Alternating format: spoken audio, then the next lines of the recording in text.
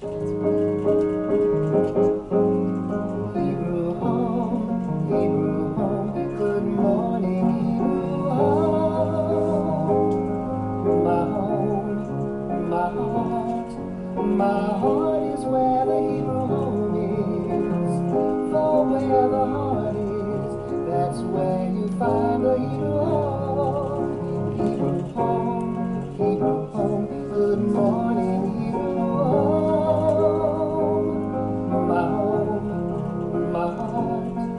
My heart is where the Hebrew home is.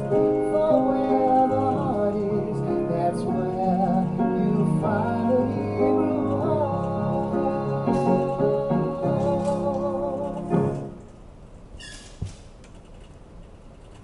Good morning and welcome to Wendy Wednesday. Today is Wednesday, June 24th, and the weather is not ideal, which it's very humid and gloomy. We had a little rain earlier today, so it's not a great day to be outside.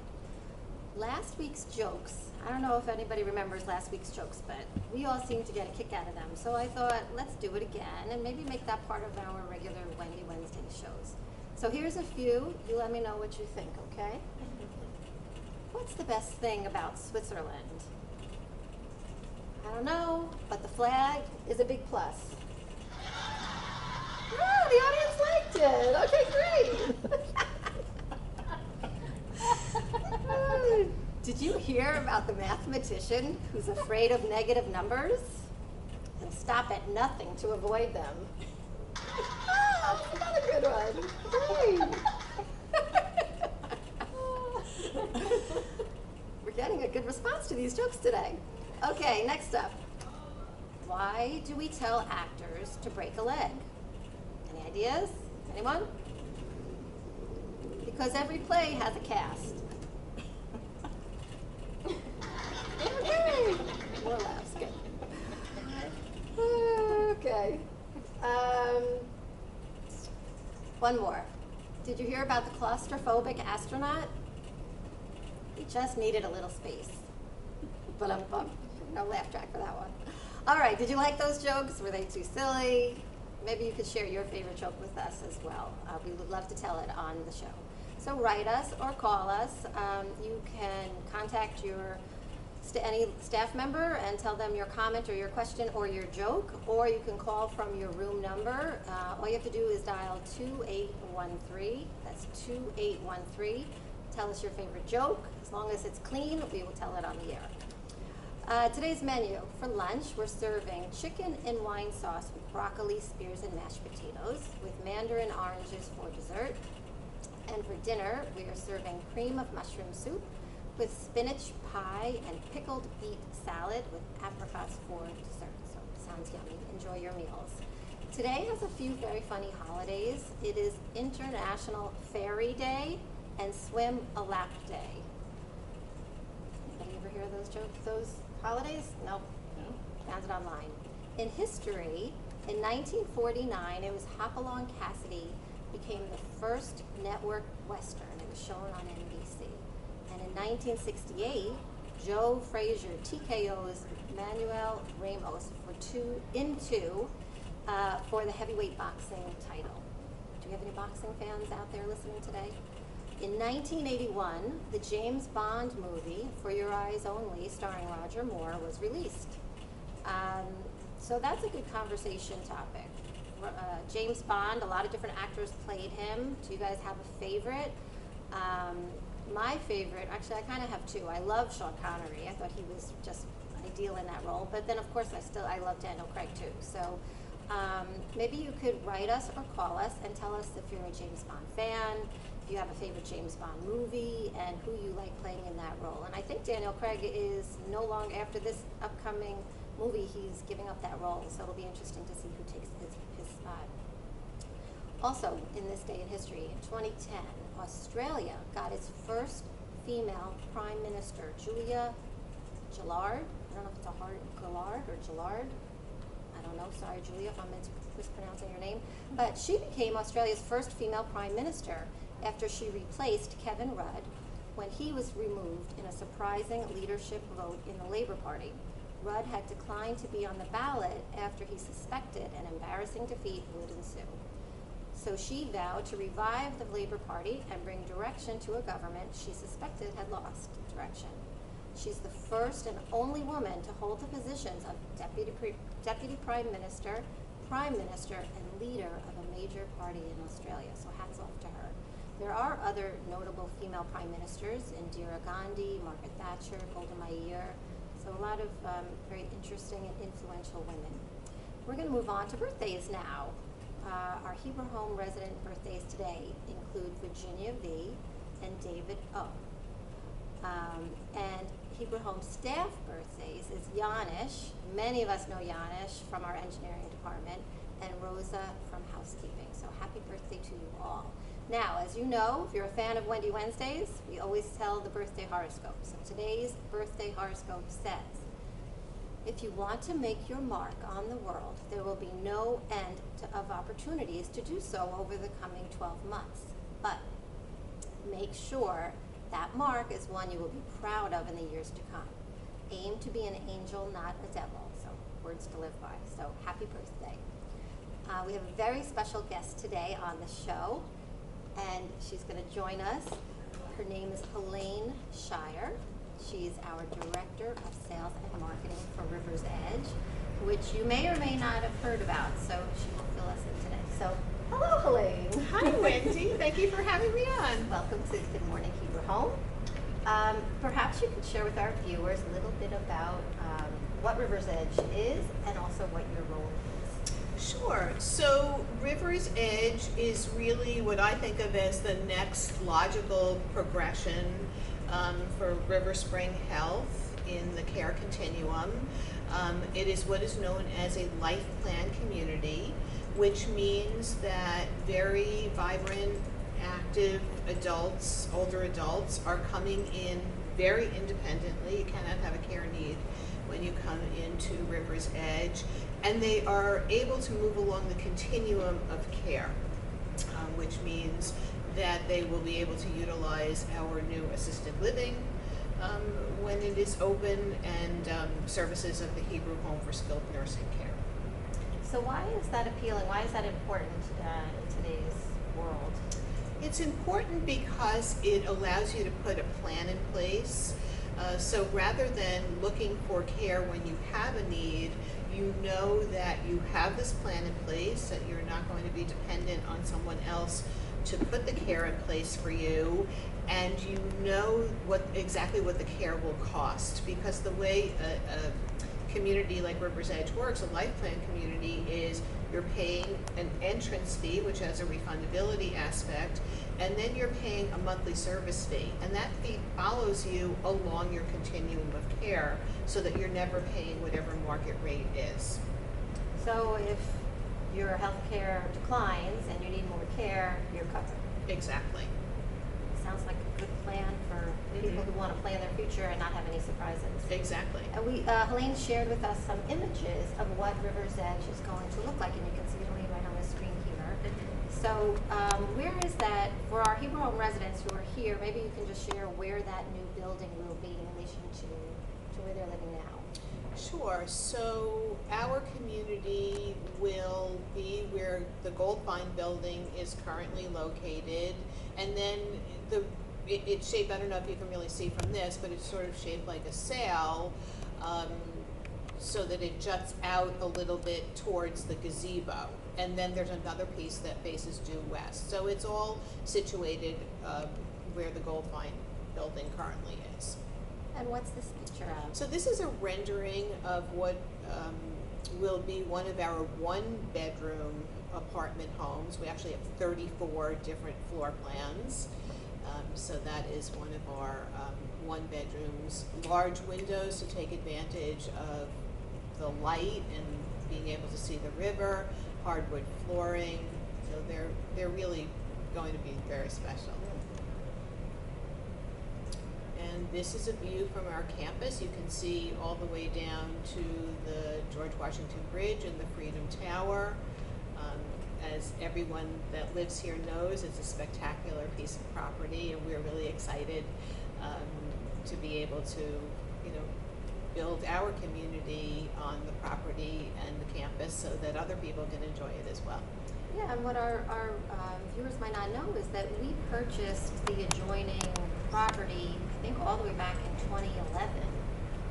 So it's been for this purpose. So it's been a long time in the works. So we're really excited about it. And so one thing I really love about your style is that you start each day with gathering your team and talking about gratitude. And I thought maybe you could just talk about why you do that and why that's so important to you. Sure. So I have a team of 3 or 4 other people that work with us, and we start every morning with gratitude and intention. So when my team comes in, we gather around in a big circle. Right now we're socially distanced, 6 feet apart, and we say one thing that we're grateful for and what our intention is for the day. Because I really feel that that shifts your consciousness, because obviously we all have personal lives. There are things that might be going on, and this allows you to refocus and really concentrate on what it is that we're grateful for, even if it's the smallest thing every day, and move on with the day. And sometimes we actually start with a dance party as well, because Should we have you show us your dance moves no, here? that's kind of okay. entertaining. But again, for the same intention, it really just loosens you up and allows you to move forward for the day. And have you been doing that moment of gratitude for a long time? Is this a new thing? Yeah, I have been doing it for a very long time. I like to practice gratitude and meditation in my everyday life. I keep a gratitude journal, and every night I write down 3 things that I'm grateful for. You know, some days you're not as grateful as others, but I think if you can find just one small thing, or in this case 3 small things, it really changes your attitude to the outside world. You know, rather than carrying things that might be upsetting to you, if you can, as I said, shift your consciousness, it really does change your perspective. And now more than ever, you know, having gratitude for people in our lives and things that we have in our lives is so even more meaningful, I think, than ever. So that's a wonderful thing to be practicing, you know, each and every day. And it allows you to be present. Yes. Yes. And I know you're very grateful for your family. And maybe you could share a little bit about your family, and don't forget about Ellie, of course. Ellie, yes, Ellie the dog. Ellie is my almost 16-year-old Wheaten Terrier. She's very sweet, moving more slowly now. I have 2 kids. My son lives in Philadelphia. He graduated Drexel University. I know you have a son there. Yeah. Drexel University in 2017. He's a music guy, so he curates, he creates, he promotes, he produces music. And I have a daughter, Zoe, who is 21. She just graduated Brandeis University, and her life looks a little bit different than she thought that it would. She's anxiously trying to find a position doing research, because in order to go to medical school now you need to have done research. So that's where she is, but she's scrappy and she's going to get by, and they're pretty awesome kids. A lot to be grateful for. Yeah. So we close each interview on Wendy Wednesday with 4 simple questions that we wanted to also share with you. And the first one is, if you have, what is a favorite food of yours? I'm sorry, Wendy, but my favorite food is steak. She's saying that because I'm a vegetarian. Yes, That's okay. I'm sorry. Listen, I don't hold it against anybody. My husband's a big carnivore, and it's okay. I won't hold it against you. I am very much so a carnivore. Steak, that's an interesting choice. Okay, Yes. on the grill, or do you have a special way to prepare it? Yeah, on the grill. Really, I enjoy every different cut. For my birthday every year, we go to a steak restaurant, and it's really Chow down on steak. Okay. Yes. Okay, if a movie was being made about your life, what celebrity would you want to play you? I think Sigourney Weaver. I think she's a very strong woman, and I identify that way, so that would be my choice. And you know, did anybody ever see her in the Aliens movie or in Ghostbusters? Does anybody have a favorite Sigourney Weaver movie? And what is, if you have one, what would your lucky number be? My lucky number is 11. Any story behind that? There is no story behind it. Okay, just a lucky number. Yeah. And if you were not human, what animal would you be? I would definitely be a dog. A Wheaten Terrier like Ellie? I don't know if it's a Wheaten Terrier, but I think, you know, dogs both give and get unconditional love, and you know, I really believe that is what I would want to be. That's awesome. That's a great choice. So thank you so much for joining us. Why don't you stay there, and in case you'd like to participate in the rest of the show, Sure. you're more than welcome. So My pleasure. thank you to Helayne so much for spending time with us. Thank you. We're going to share with you some programming information now, as we always do. We have Bible study coming up with. Oh, so sorry. There's no Bible study today. Okay. So you have an extra half an hour before Deborah comes. Oh, actually more than a half an hour. You have some extra time. Deborah is at 1:30, and we have a concert today with Larry at 2:30. And if you'd like to see the show again, you can tune in at 6:30. So Helayne, since Helayne was our guest today, and she was talking about Richard Jimenez 1380. Richard Jimenez 1380. Okay, we have a call for Bridget Hernandez, 1380. Get the phone, Bridget. So we were talking about residential living a little bit, so I thought it would be very fun to close with a survey that I found online. And this survey is about what is your favorite room in your home. And it was conducted in September of last year by a company called Alley Home, which is a mortgage company. It's a division of Alley Bank in Charlotte, North Carolina. And they found that 88% of Americans have a favorite room. So do you have a favorite room in, you know, from when you were living in a home? Helayne, do you have a favorite room in your house? I would say my bedroom. Okay, funny that Helayne should say that, because that is in our findings. So first they found that 16% of women polled ages 18 to 54 have a favorite room, say it's their bedroom is their favorite room because it gives them a chance to hide from their partner or kids. But that's not why it's your favorite room. It is not. Okay. That's kind of fun. And the master bathroom, of all places, came in number 6 as the favorite room in the house. So I don't know, people are spending time in the bathroom.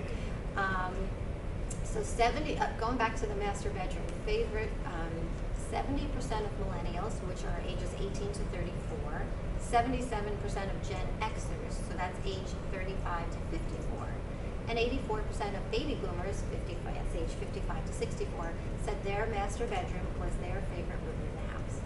And those respondents said that they like to go to their bedroom to unwind and de-stress. So I can relate to that. And guess which room in the house was people's favorite overall? It was the family room. 32% of Americans, 32% of Gen Xers, and 35% of baby boomers picked the family room as their favorite. So why do you think the family room is such a popular room in the house? 53% say it's the room they go to for entertainment. 53% say it's where the family gathers for quality time. And 50% say it's where they go to unwind and de-stress. Now, it's a little strange considering the name of the room is the family room, and they go there to de-stress. Other findings, 57% of Americans with a favorite room in their house have special rules for that room. For example, a master bedroom might have a no pets rule. So did anybody have any rules in their home? You know, in my house, we don't really have too many rules. Like the pets go everywhere, they go on the furniture. I try to have my kids only eat in the dining room, but you know, then sometimes I find that there's a lot of snacking going on in the living room, so we don't have too many rules. So share with us if you had any rules in your home, either growing up or raising a family. We would love to hear about it. So thank you again to Helayne for being here today. We look forward to many more updates about River's Edge as time progresses. And to our viewers, take care, have a great day, and thank you for spending your morning with us. See you next time.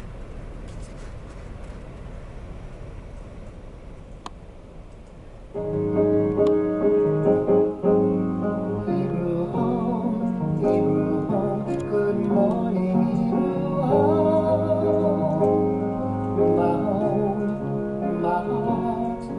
My heart